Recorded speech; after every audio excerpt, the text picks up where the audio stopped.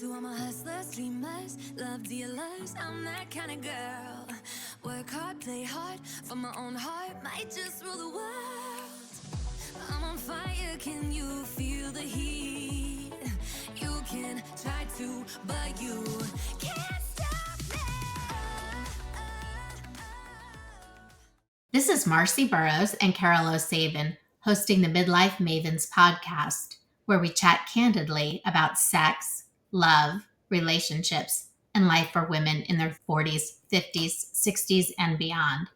We're both psychologists who specialize in relationships and sexuality, but this isn't therapy.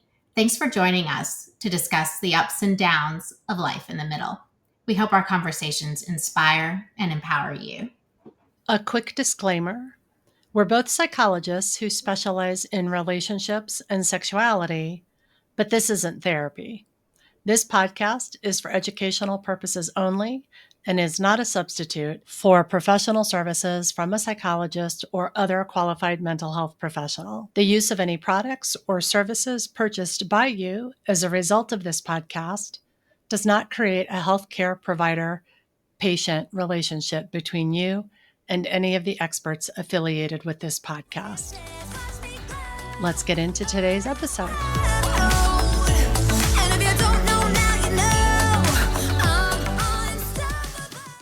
Hi there. Thanks for being with us today. If you caught last week's episode, you know we talked a lot in response to a listener's question about how to stay sexy in midlife. We talked a lot about changes in appearance and how we come to terms with those changes in our appearance. And this week, we want to follow up on that a little bit. We've got a couple more things we wanted to add about appearance, but we're also going to talk about some of the sex-related physical changes that women experience in midlife, and we want to talk a little bit about those today.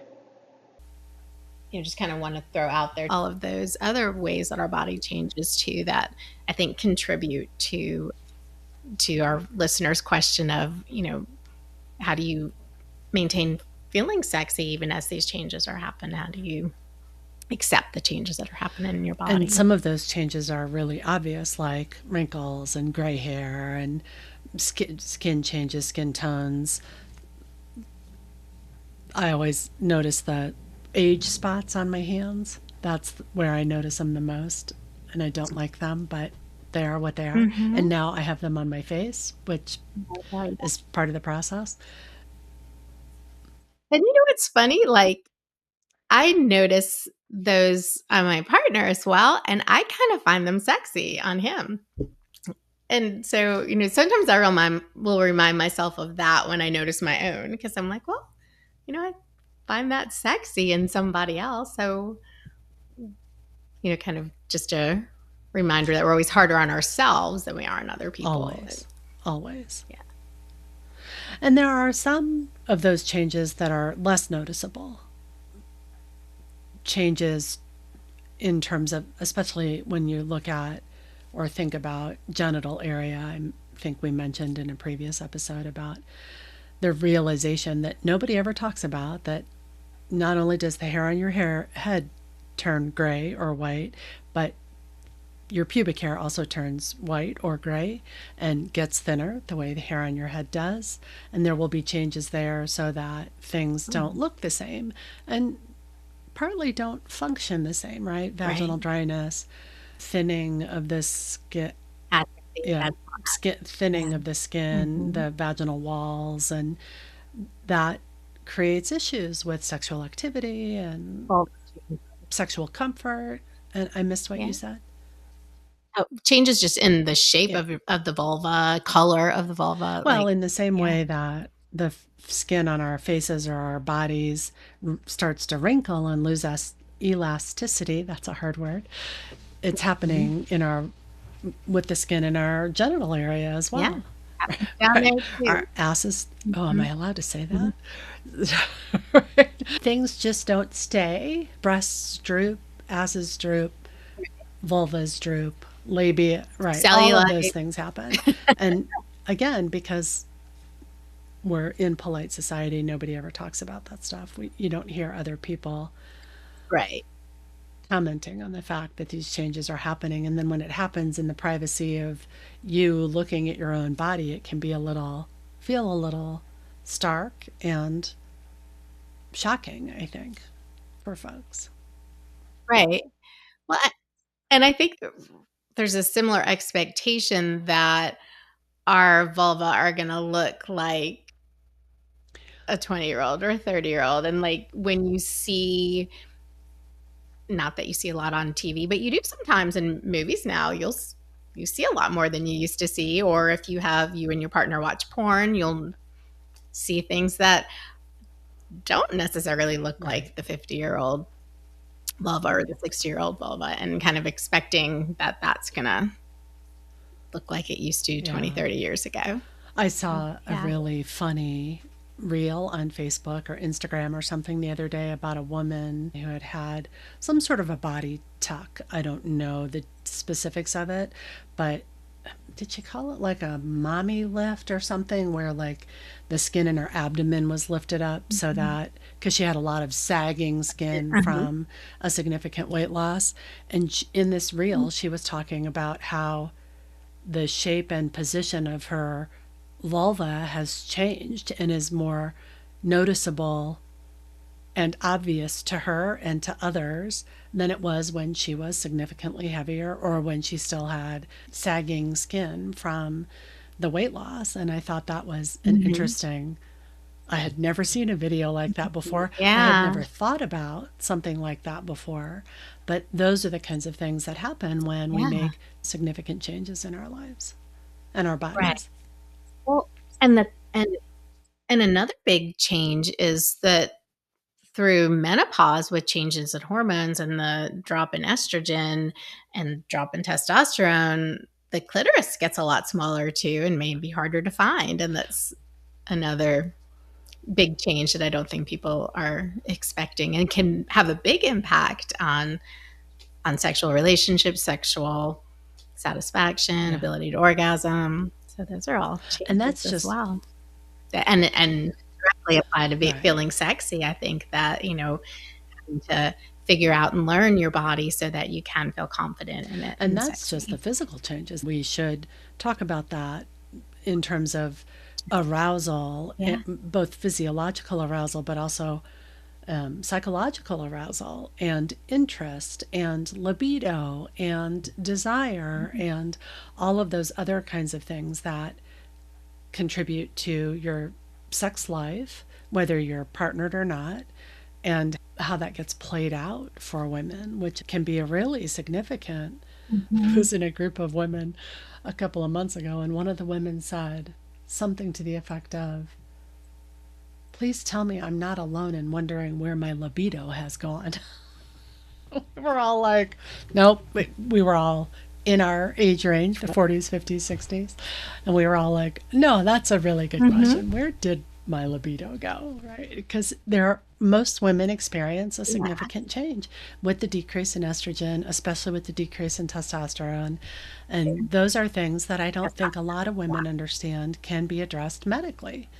You can talk to your medical provider about these changes if they are impacting you in a way that you don't wish them to, and ask for medical treatments to support a more healthy hormonal balance so that you can have the kind of sex life that you wish to have as you age. Absolutely. We wanted to just briefly interrupt the episode today to make sure that you all have our contact information. If any of the content that we've talked about in any of our episodes brings up issues that you would like to explore with a psychologist, we want to remind you that Marcy and I are both psychologists and would be happy to consider working with you if it seemed like it would be helpful. So a quick blurb about each of our practices. So my practice focuses mainly on work with couples and individuals around issues related to relationships and intimacy. I'm an ASEC certified sex therapist and work with things like communication skills, life transitions within couples, issues related to intimacy, mismatched libidos, any type of sexual problems in the relationship. I work with issues related to trauma and how that impacts relationships. And I practice from a neurodivergent affirming lens. And this is Carol. And I would describe my practice as one directed exclusively toward individuals who feel like they are struggling to change some long-standing patterns in their lives. So you might think of those as core issues that have been present in their lives for a long time that are no longer serving them in the way that they did previously. So I can help individuals figure out what those core issues are, figure out ways of dealing with them a little bit differently so that they don't encounter the same kind of obstacles in their lives. I also work with a lot of individuals who identify as LGBTQ and with women who are encountering difficulty in their relationships with their moms as they age, or older moms who are having difficult relationships with their adult daughters.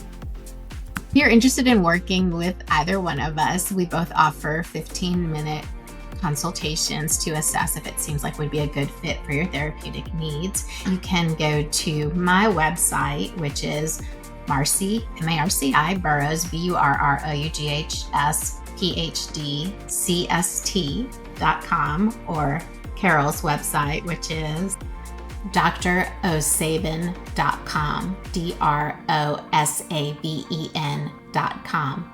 We also have our websites in the YouTube channel notes for this episode. And now back to our episode. Yeah, there's and they're growing information. I think this is one area, thankfully, where we're starting to see more focus that in the medical community about how do we help women in menopause. And there's been a whole lot more dialogue just in the last year, really. We talked about that, I think, in our first episode, that, when we started this journey, there wasn't a lot out there. And in the process of getting everything ready to get started, all of a sudden there's a whole lot more out there, which is amazing, about hormone replacement, and just even starting that dialogue of, these things are a normal part of menopause and perimenopause, and there are treatments out there, and looking at talking to your doctor about what one works best for you and can help you to have the kind of life that you want to have. That's one of those conversations that I know my physician and I had conversations about it, and she said that women have her patients have a really hard time talking about it, that women of a certain age will, and generation, we talked about that in one of our previous episodes, will often have difficulty saying, I don't like this. I would like this to be different. I don't want to struggle with desire in the way that I have been. And if there is and there can be so many other factors in a change in your sexual desire that we certainly will need to give some attention to. But one of them is the physical changes, the hormonal changes, and that can be addressed in most cases with the appropriate care of a physician. Yeah. I think that can have a big impact on relationships too, because frequently, especially in heterosexual relationships, the male partner doesn't really understand why all of a sudden their partner is not as interested, and women can feel pressured, or men just can feel rejected and not understanding. And you might know the answer to this, because I'm not sure that I do. I don't think that the aging process for men has a similar change in their hormones that impact them in the same way. I know their testosterone decreases with age, as does ours, but they have so much more than we do that I don't think it has a tendency to impact sexual interest and arousal and desire in the same way it does for women. Is that your understanding? Well, that varies. So for the most part, yes. And men usually, so the overwhelming majority of men throughout life maintain more spontaneous desire, whereas the overwhelming majority of women, about 70 to 80% of women in long-term relationships, have responsive desire. So they're not showing up to the party ready to go in the same way that the man is. So it's not uncommon, even for women that I see that are in their 20s and 30s, long-term relationship, it is not uncommon for me to hear a woman say, if I never had sex again in my life, it wouldn't bother me at all. And it's not necessarily that they don't want to have sex ever again in their life, although in that moment it feels that way, but it's that in that moment they feel that way. But if they had the right stimulation, whether that, and most of the time that can be more emotional connection, more romance, then all of a sudden there is more desire. It just requires more physical, emotional, and romantic connection and stimulation in order to get to that place. And so that's another place where mismatches occur even earlier in the relationship. But then that's once hormone changes kick in, that can get a whole lot more of a disparity between them and their partners as they are hitting menopause. Men in their 50s and 60s can also have health problems that are going to contribute to lower. There's something that's leading to erectile issues, and so if their erection is not as consistent as it was before, or they're not able to get as hard as they were before, they might get erect but not as erect as they were before. It can lead to performance anxiety, issues with self-esteem for them that then might lead to lower desire because then they don't have to deal with it. It's kind of a way to avoid dealing with the changes. So it can happen for men, but it's not necessarily for the same reasons, not necessarily hormone, although low testosterone could be an issue for men as they age as well, or even younger men. Yeah, that's I think a really good summary of how those changes, those mismatches, that's the word that kept coming into my head, can really play out, whether you're brand new to a relationship or have been in a relationship for a long time and have seen things change.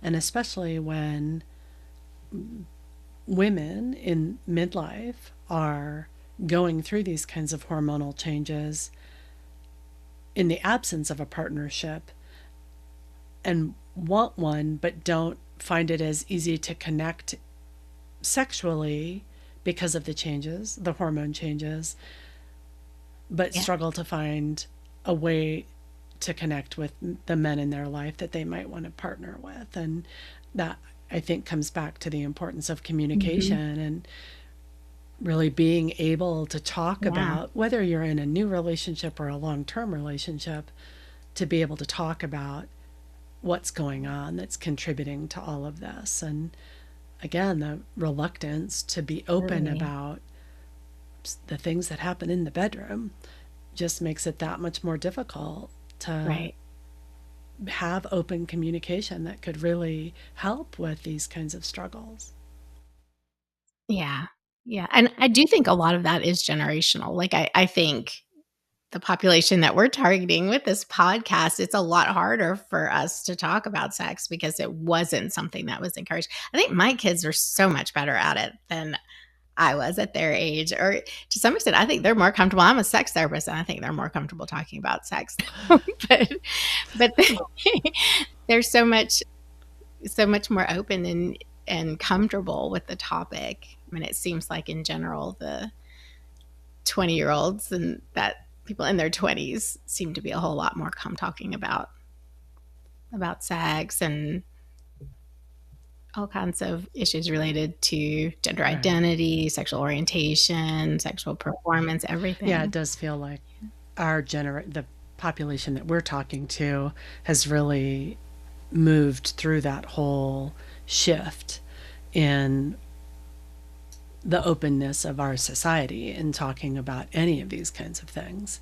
And maybe that the reluctance or the inability to be open about it is what has encouraged women in our generation to encourage their children to be more open about it, to not have to experience the same kind of disconnect communication-wise that maybe we've experienced.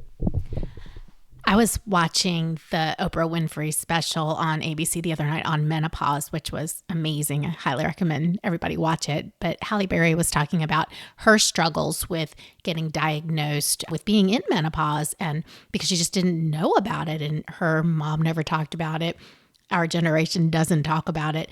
And she talked about how it's going to be different for her daughters because we're all talking about it now. And I think that's a big part of why we're having this podcast, so that we can have a space to talk about these things and to create an environment where it is okay for women to have these kinds of conversations, to talk about sex, to talk about the changes in our bodies. And I'm so glad that we're doing this so that we can continue to change the environment for our daughters.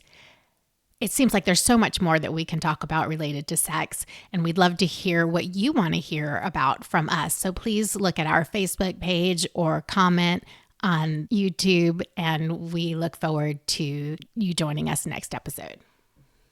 This has been Marcy Burrows and Carol O'Sabin with the Midlife Mavens podcast. As psychologists, we are big advocates for therapy. If anything in today's conversation left you feeling like there is more that you would like to explore, we encourage you to pursue therapy. In today's episode notes, we've listed links for several directories you could use to find a therapist who's a good fit for you. Thanks for joining us today. We look forward to seeing you in a future episode. Be sure to visit our Midlife Mavens Facebook page to share your ideas about future conversations.